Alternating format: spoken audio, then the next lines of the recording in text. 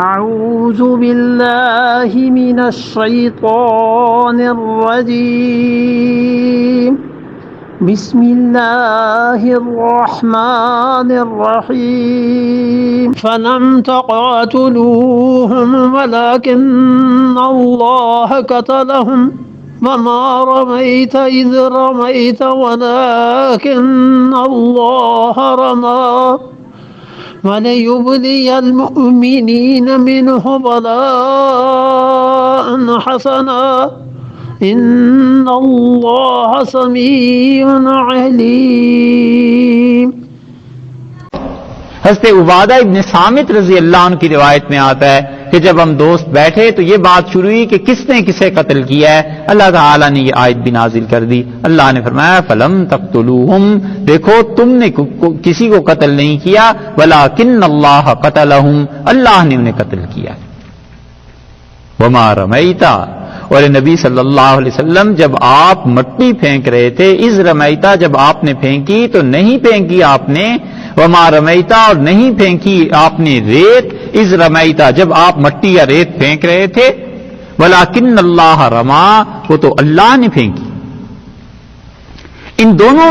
چیزوں میں، قتل میں اور مٹی پھینکنے میں، ایک بات تو یہ سمجھنے کی ہے کہ یہ واقعہ ہوا کیسے، اور وہ حدیث میں صاف صاف آیا ہے۔ یہ جو ابھی آپ نے سنی حدیث کے تیسرے آسمان کی مدد آئی اور صحابہ رضی اللہ عنہ کہتے ہیں ہمارے مارنے سے پہلے ہی وہ کافر مرا پڑا تھا، یہ اللہ کی طرف ہے قتل کی نسبت۔ اور رسول اللہ صلی اللہ علیہ وسلم نے بدر کے میدان میں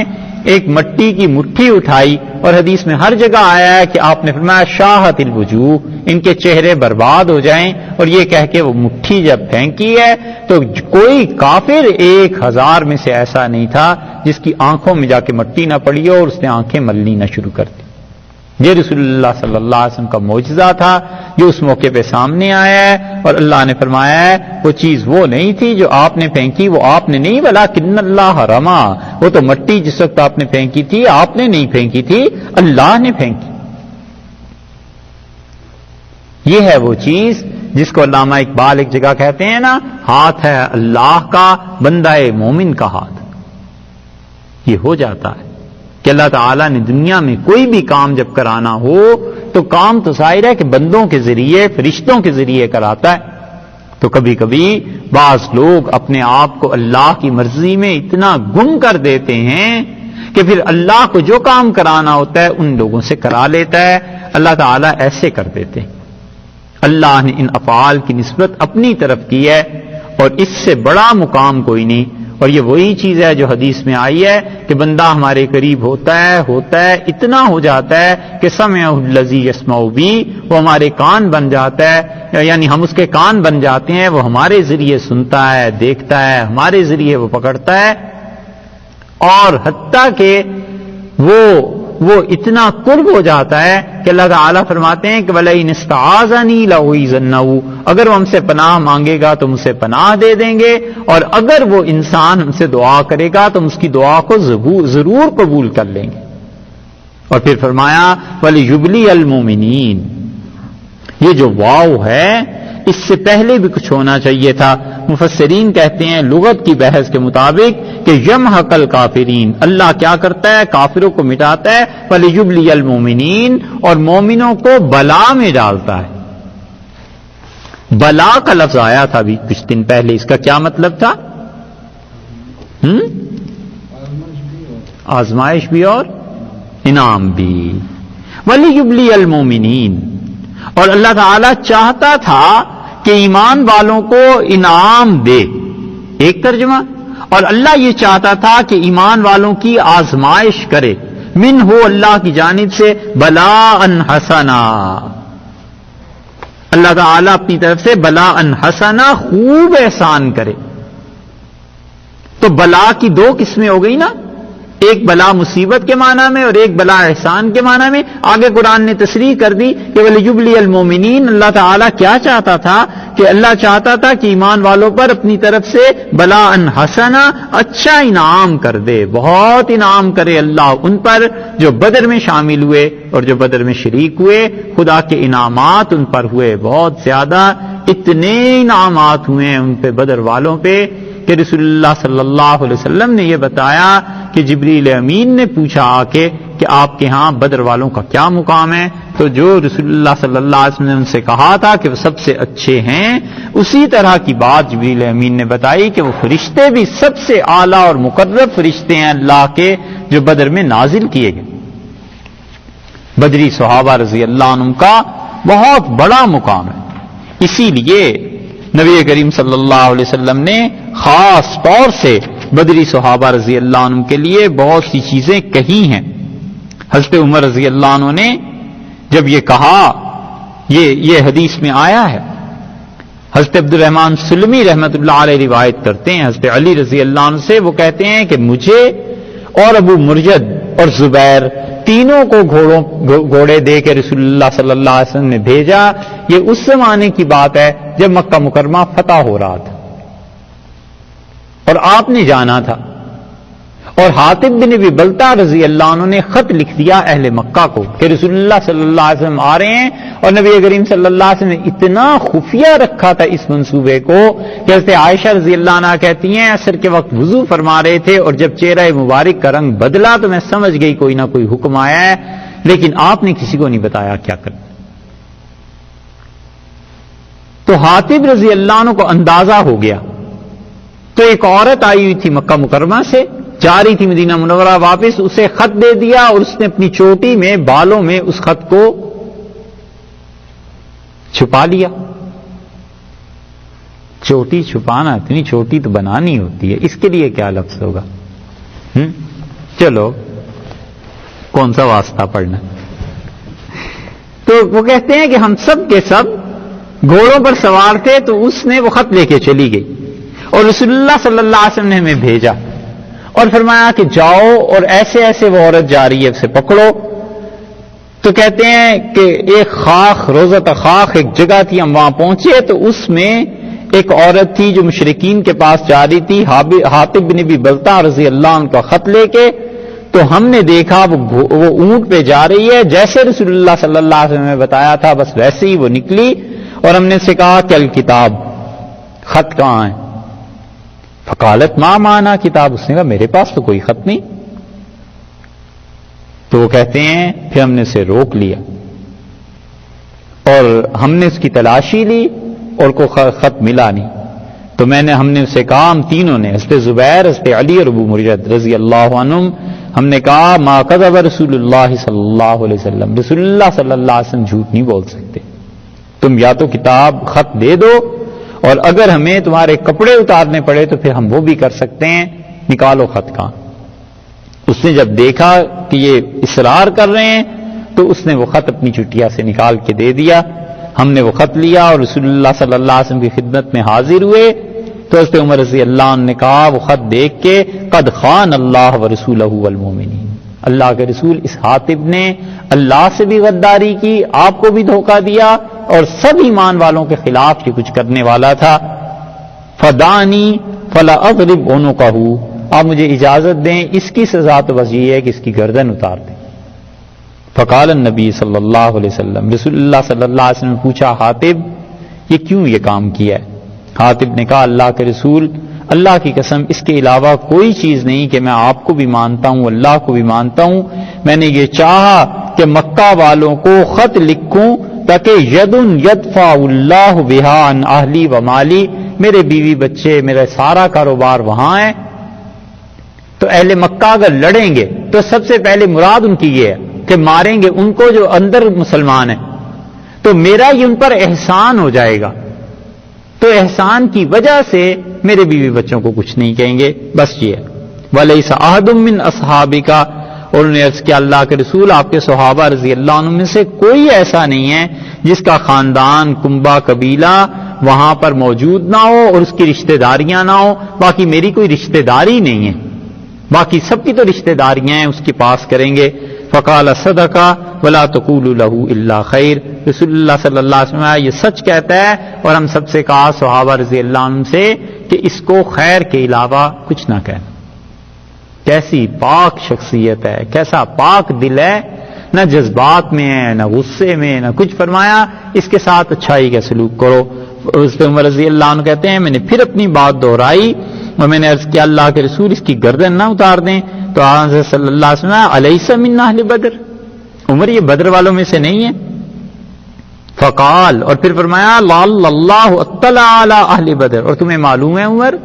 اللہ نے آسمان سے جھانک کے دیکھا بدر والوں کو، اور کہا اعملوا ما شئتم، بدر والو جو چاہے اب زندگی بھر کرتے رہو، فقد وجبت لکم الجنہ، میں نے یہ طے کر دیا ہے کہ تمہیں جنت ہی دینی،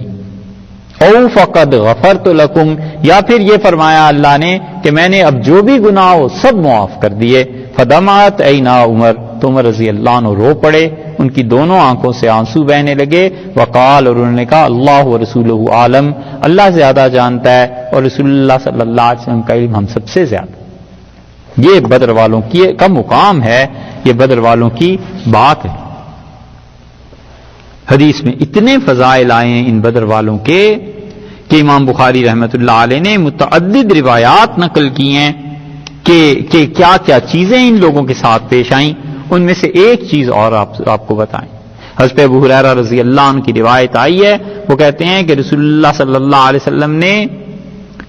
ہمیں بھیجا دین کے سکھانے کے لیے، اور ہم پہ عاصم بن ثابت انصاری کو مقرر کر دیا امیر۔ یہ عاصم بن ثابت انصاری جو ہے نا، یہ ابھی آیا تھا نا بدری صحابہ رضی اللہ عنہم ان کا ذکر، یہ نانا بھی ہیں۔ عاصم بن عمر بن خطاب جو تھے، حضرت عمر رضی اللہ عنہ کے ایک بیٹے کا نام عاصم تھا نا، تو یہ اس کے نانا بھی بنتے ہیں۔ وہ کہتے ہیں حدہ ایک جگہ تھی عثفان اور مکہ کے درمیان، اور وہاں پر حذیل قبیلہ تھا اور بنو لحیان بھی جنہیں کہتے تھے۔ ہم وہاں پہنچے تو تقریباً 100 آدمیوں نے انہیں گھیر لیا، اور انہوں نے دیکھا کہ جو کھجوریں ہیں یہ یثرب کی ہیں، اور پھر وہ پیچھے چلنے لگے یہاں تک کہ حضرت عاصم رضی اللہ عنہ کے پاس پہنچے۔ مختصر کرتے ہیں اس روایت کو ہم، اور انہوں نے انہیں گھیر لیا اور انہوں نے کہا کہ تم اترو اپنی سواریوں سے نیچے اور ہم تمہیں باندھیں گے، قید کر لیں گے، اور ہم تم سے وعدہ کرتے ہیں کہ تمہیں ماریں گے نہیں، قتل نہیں کریں گے۔ تو عاصم ابن ثابت نے کہا کہ لوگوں، جہاں تک میرا تعلق ہے میں کسی کافر کی گارنٹی پہ اپنی سواری نہیں چھوڑوں گا، مجھے تم لوگوں پر بھروسہ نہیں ہے۔ اور پھر کہنے لگے پروردگار اخبر عنا نبی کا، ہماری اس مصیبت کی خبر اپنے نبی صلی اللہ علیہ وسلم کو دے دے۔ اور پھر ان لوگوں نے عاصم رضی اللہ عنہ سے پر تیر اندازی شروع کی، فقتلوا عاصمن، تو عاصم رضی اللہ عنہ شہید ہو گئے، اور 3 آدمی جو تھے وہ ان کی گارنٹی پر اترے، خبیب اور زید ابن دثنہ اور ایک اور وہ کہتے ہیں انہوں نے ہمیں پکڑ لیا اور پھر ہمیں باندھا، اور جو تیسرا آدمی تھا اس نے کہا اللہ کی قسم یہ پہلی خلاف ورزی ہے جو تم کر رہے ہو، تم نے ہمیں کہا تھا نا، یعنی یہ کہ ہاتھ نہیں باندھو گے، بس تمہارے ساتھ چلیں گے، تو یہ جو تم نے ہمیں باندھ دیا یہ پہلی خلاف ورزی ہے۔ اور پھر انہوں نے کہا خدا کی قسم میں تم پہ بھروسہ نہیں کروں گا، اور انہوں نے ان سے لڑائی شروع کی، اور پھر اس کے بعد ان کی شہادت ہوئی، اور ایک خبیب اور ایک زید ابن دثنہ، یہ 2 رہ گئے، اور یہ بدر کے بعد واقعہ ہوا تھا، اور زید ابن دثنہ اور خبیب رضی اللہ عنہم یہ سارے کے سارے انہوں نے لا کر بیچے مکہ میں۔ بنو حارث جو تھے انہوں نے حضرت خبیب رضی اللہ عنہ کو خرید لیا، اور خبیب نے حارث ابن عامر کو مارا تھا بدر میں، تو خبیب کو حارث بن عامر کے گھر والوں نے خرید کے اپنے ذاتی جیل خانے میں ڈال دیا، یہاں تک کہ انہوں نے کہا اس کو قتل کرنا ہے، اور انہوں نے حارث کی بیٹیوں میں سے کسی بیٹی سے اپنی ضرورت کے لیے ایک تیز دھار استرا مانگا، اور اس لڑکی نے دے دیا، اور ان کے ذاتی اس جیل خانے میں اس لڑکی کی اولاد میں سے کوئی چلا گیا، بچہ چھوٹا، وہی غافلۃ عنہ، اور وہ اپنے بچے سے غافل تھی، اسے بیٹے کا پتہ نہیں چلا، کھیلتے کھیلتے وہ جیل جو ان کی ذاتی تھی اس کے سلاخوں تک پہنچا، اور خبیب رضی اللہ عنہ کے پاس اندر چلا گیا، یہاں تک کہ فوجدتہ مجلسہ علی فخذہ، میں نے دیکھا کہ میرا بیٹا خبیب نے اسے اپنی ران پہ بٹھا رکھا ہے اور اس بچے سے کھیل رہا ہے، والموسع بیدہ، اور وہ جو استرا تھا اس کے ہاتھ میں تھا، ففزعت فزعۃ، اور میں بالکل گھبرا گئی اور ڈر گئی کہ اوفو میرا بچہ اب یہ مار دے گا. تو عرفہا خبیب اس بات کو سمجھ گئے، یہ تھے بدری. فقالا تخشین ان اقتلہ، فرمانے لگے تم ڈرتی ہو کہ میں اسے قتل کر دوں گا؟ ما كنت افعل ذلك، میں یہ کام کر ہی نہیں سکتا. ایسا ہونا چاہیے مومن کہ لوگ اس کی گارنٹی دیں کہ اس آدمی سے یہ کام ہو ہی نہیں سکتا. انہوں نے کہا بالکل میں یہ کر ہی نہیں سکتا کہ میں بچے کو قتل کر دوں گا. اور بولی وہ اور کہتی ہیں واللہ ما رأیت اسیرا قط خیرا من خبیب، خدا کی قسم ساری زندگی خبیب جیسا اچھا قیدی ہم نے نہیں دیکھا. اور خدا کی قسم ایک دن وہ انگور کھا رہا تھا، خوشا تھا، ایک انگور کا گچھا تھا اس کے ہاتھ میں، اور حالانکہ ہم نے اسے زنجیروں سے باندھ بھی دیا تھا. وما بمکۃ من ثمرۃ، اور مکہ میں کوئی انگور اس دن نہیں مل رہا تھا اس کے پاس پہ. اور میں نے اس سے پوچھا تو وہ کہتا تھا انہ لرزق رزقہ اللہ خبیبا، یہ رزق تھا جو اللہ نے خبیب کو دیا. اور ہم اس خبیب کو، یہ بدری صحابی تھے نا رضی اللہ عنہ، ہم لے کے چلے حرم میں تاکہ ہم اسے حرم سے باہر لے جا کر کہیں قتل کریں. تو خبیب نے کہا دعونی اصلی رکعتین، مجھے 2 رکعتیں پڑھنے دو. ہم نے اسے چھوڑ دیا. فرکع رکعتین، تو اس نے 2 رکعتیں پڑھی اور اس نے کہا کہ اللہ کی قسم اگر یہ نہ الزام ہوتا مجھ پہ کہ میں ڈر گیا ہوں تو میں اس نماز کو اور زیادہ پڑھتا. اور پھر انہوں نے کہا اللہم احصہم عددا، اللہ جو مجھے سولی چڑھانے لگے ہیں، جو دینے لگے ہیں سولی، اے پروردگار ان لوگوں کو گن لے. وقتلہم بددا، اور اللہ ان کو بھی ایسے ہی مار جیسے یہ میرے ساتھ کر رہے ہیں. ولا تبق منہم احدا، اور اللہ ان میں سے کسی کو نہ چھوڑ. اور پھر کہنے لگے فلست والیہین اقتل مسلما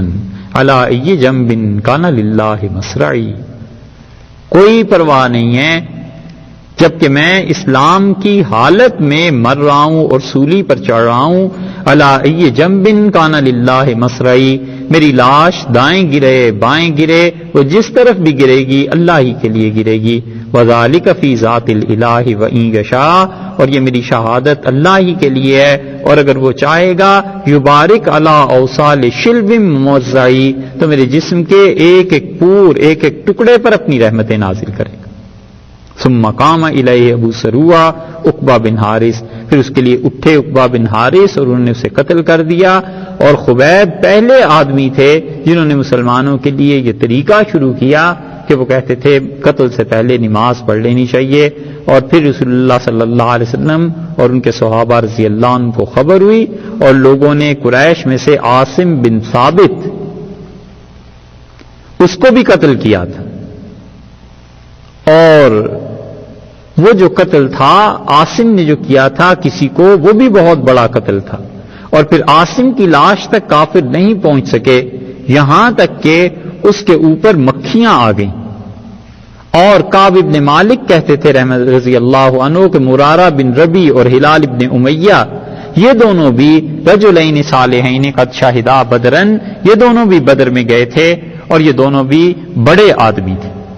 امام بخاری رحمۃ اللہ علیہ روایت نقل کرتے ہیں سعید بن زید رضی اللہ عنہ کی، کان بدریا مرض فی یوم جمعۃ،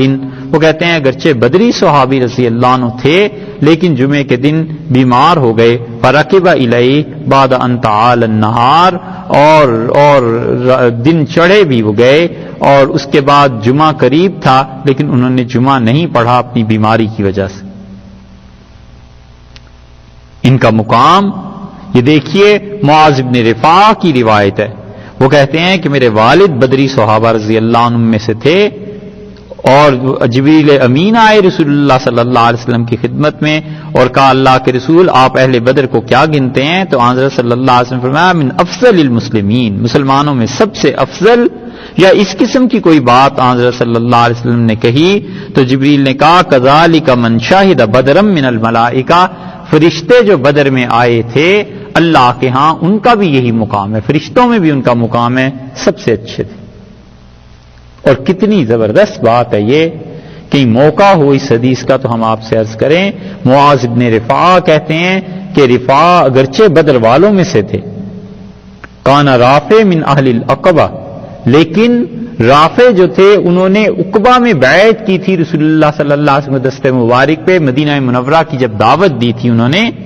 تو انہوں نے اپنے بیٹے سے کہا ما یسرنی انی شہدت بدرا بالعقبہ، بدر میں جو میں شامل ہوا ہوں اس سے میں اتنا خوش نہیں ہوں جتنی مجھے خوشی اس سے ہے کہ میں عقبہ کی بیعت میں شامل تھا. میں نے رسول اللہ صلی اللہ علیہ وسلم کی بیعت کی تھی، مدینہ منورہ انہیں دعوت دی تھی آنے کی.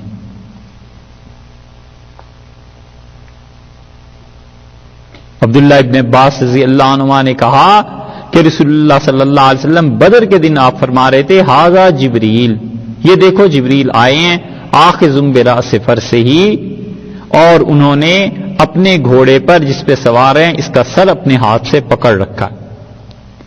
پھر امام بخاری رحمۃ اللہ علیہ روایت لائے ہیں کہ انس رضی اللہ عنہ نے کہا مات ابو زید ولم یترک عقبا وکان بدریا، حضرت ابو زید رضی اللہ عنہ کا انتقال ہوا اور وہ بدری صحابی تھے رضی اللہ عنہ. ہر جگہ یہ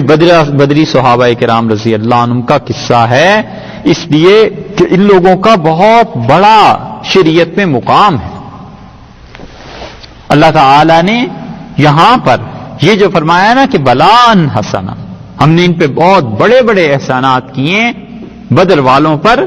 اللہ نے خوب احسان فرمایا. ان اللہ سمیع علیم، اللہ سنتا ہے اور جانتا ہے کہ کس نیت سے یہ لوگ آئے تھے، اور اللہ جانتا ہے کہ کیا ان کے اعمال